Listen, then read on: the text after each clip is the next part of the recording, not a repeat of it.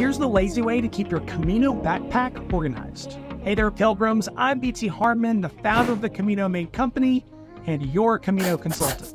On my first Camino, my backpack was a hot mess. Clean clothes, dirty socks, random toiletries, wires, just all jumbled together in a big black hole. But before my second Camino, I discovered a game-changing piece of gear known as packing cubes. Now, I typically bring along 3 packing cubes, a small, a medium, and a large. In the large one, I keep all of my larger clean clothes, pants, shirts, sweaters, things like that.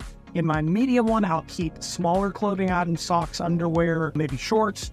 And then in the small one, I'll keep any random loose things, toiletries, stuff for laundry that might get lost in my bag. Side note, I keep all of my dirty clothes in a separate airtight laundry bag that keeps the grossness and stinkiness away from all my clean stuff. To snag your own set of packing cubes, just swing by your local outdoor store or search Amazon. There are lots of low-cost options.